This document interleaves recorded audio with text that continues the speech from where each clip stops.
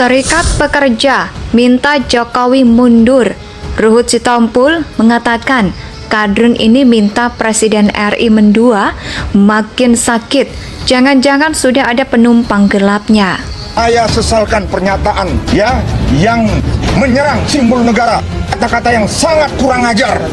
Saya rasa harus diambil tindakan yang tegas. Ini reformasi, demokrasi dikedepankan.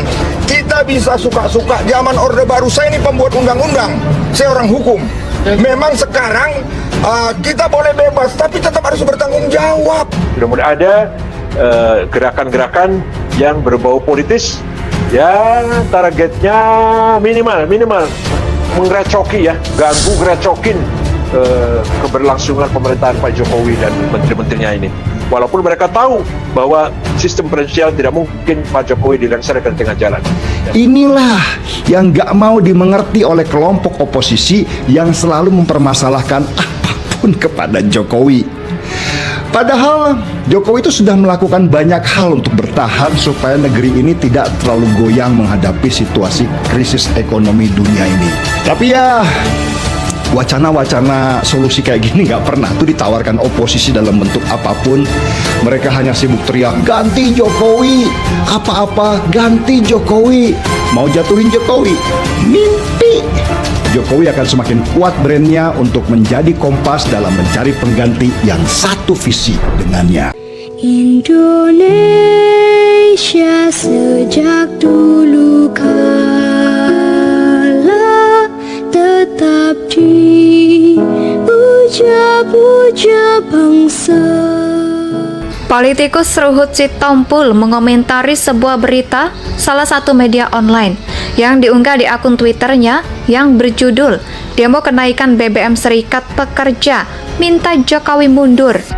Dalam berita yang diretweet pria kelahiran 24 Maret 54 ini tentang Serikat Pekerja Seluruh Indonesia atau SPSSI yang turun ke jalan untuk menolak kebijakan pemerintah terkait kenaikan BBM subsidi. Masih di dalam berita itu, Guntara selaku koordinator Serikat Pekerja Seluruh Indonesia yang mewakili massa buruh meminta Presiden Republik Indonesia Joko Widodo untuk mundur dari jabatannya jika tak mampu memimpin Indonesia.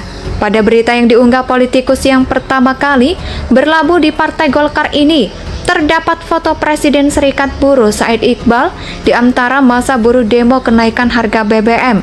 Pria yang pernah menjadi jubir partai yang didirikan SBY ini memberikan narasi pada berita yang diunggahnya itu. Kadrun ini minta Pak Jokowi Presiden RI untuk mundur, makin sakit, masuk lagi rumah sakit.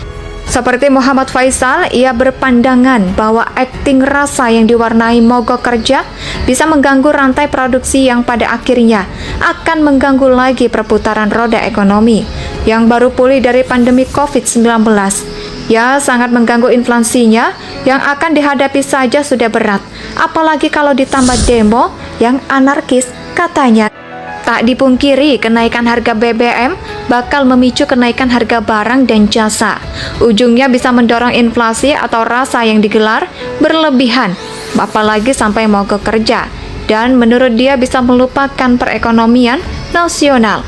Saya nggak sepakat kalau demo ini sampai anarkis, sampai kemudian menghambat perekonomian, semakin memperkeruh keadaannya, tegasnya. Ya, pandemi COVID-19 tidak hanya mengganggu kesehatan, tapi juga berdampak pada tatanan ekonomi. Semua negara banyak dampak pandemi terhadap ekonomi bisa menyebabkan rendahnya sentimen investor terhadap pasar yang akhirnya membuat pasar ke arah negatif.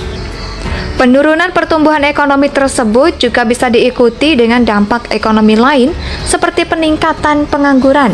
Hal itu dikarenakan saat pandemi banyak perusahaan yang terganggu, sehingga banyak karyawan yang terpaksa dirumahkan. Menanggapi soal ketidakpuasan masyarakat, akhirnya Presiden Jokowi beralasan kenaikan ini tidak lepas dari kenaikan harga minyak dunia dan membengkaknya anggaran subsidi dan juga kompensasi. Tubuh pemerintah telah berupaya sekuat tenaga untuk melindungi rakyat dari gejolak harga minyak dunia. Kata Jokowi, saya sebetulnya ingin harga BBM di dalam negeri tetap terjangkau dengan memberikan subsidi dari APBN agar subsidi dan kompensasi BBM tahun 2022 telah meningkat 352,5 triliun menjadi 502,4 triliun. Angka ini diprediksi masih akan terus mengalami kenaikan. Selain itu, kata dia, 70% subsidi BBM justru dinikmati oleh kelompok masyarakat yang mampu yang memiliki mobil pribadi. Padahal uang negara itu seharusnya diprioritaskan untuk memberikan subsidi kepada masyarakat yang benar-benar kurang mampu. Dan saat ini memang pemerintah harus membuat keputusan dalam situasi yang sulit. Kita Jokowi ini adalah pilihan terakhir pemerintah, yaitu mengalihkan subsidi BBM sehingga harga beberapa jenis BBM yang selama ini mendapat subsidi akan mengalami penyesuaiannya dengan kenaikan harga BBM ini, kata Jokowi. Sebagai anggaran sosial akan dialihkan untuk bantuan yang lebih tepat sasaran. Nah, ini yang perlu diketahui, harga BBM dengan kriteria tersebut di Indonesia pasti lebih murah. Menurut Global Petrol Prices, harga BBM di Indonesia seperti yang dijual di SPBU hanya mencapai 16.130 per liternya. SPBU Pertamina diketahui tidak menyediakan BBM RON 95, melainkan Stron 90 atau Pertalite seharga Rp10.000 per liter. Setelah dinaikkan belum lama ini, ada RON atau Pertamax senilai Rp14.500 per liter dan RON 98 atau Pertamax Turbo dengan harga Rp15.900 per liternya. Lalu bagaimana dengan negara-negara lain? Yang pertama, Hong Kong menempati urutan pertama sebagai negara dengan harga BBM termahal.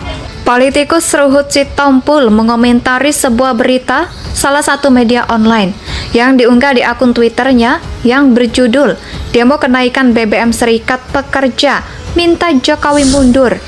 Dalam berita yang diretweet pria kelahiran 24 Maret 54 ini tentang Serikat Pekerja Seluruh Indonesia atau SPSSI yang turun ke jalan untuk menolak kebijakan pemerintah terkait kenaikan BBM subsidi. Masih di dalam berita itu, Guntara selaku koordinator Serikat Pekerja Seluruh Indonesia yang mewakili massa buruh meminta Presiden Republik Indonesia Joko Widodo untuk mundur dari jabatannya jika tak mampu memimpin Indonesia. Pada berita yang diunggah politikus yang pertama kali berlabuh di Partai Golkar ini, terdapat foto Presiden Serikat Buruh Said Iqbal di antara masa buruh demo kenaikan harga BBM.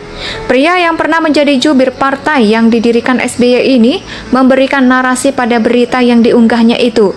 Kadrun ini minta Pak Jokowi Presiden RI untuk mundur, makin sakit, masuk lagi rumah sakit. Seperti Muhammad Faisal, ia berpandangan bahwa akting rasa yang diwarnai mogok kerja bisa mengganggu rantai produksi yang pada akhirnya akan mengganggu lagi perputaran roda ekonomi yang baru pulih dari pandemi COVID-19. Ya, sangat mengganggu inflasinya yang akan dihadapi saja sudah berat, apalagi kalau ditambah demo yang anarkis, katanya. Tak dipungkiri, kenaikan harga BBM bakal memicu kenaikan harga barang dan jasa. Ujungnya bisa mendorong inflasi atau rasa yang digelar berlebihan, apalagi sampai mogok kerja. Dan menurut dia bisa melupakan perekonomian nasional. Saya nggak sepakat kalau demo ini sampai anarkis, sampai kemudian menghambat perekonomian, semakin memperkeruh keadaannya, tegasnya. Ya, pandemi COVID-19 tidak hanya mengganggu kesehatan, tapi juga berdampak pada tatanan ekonomi.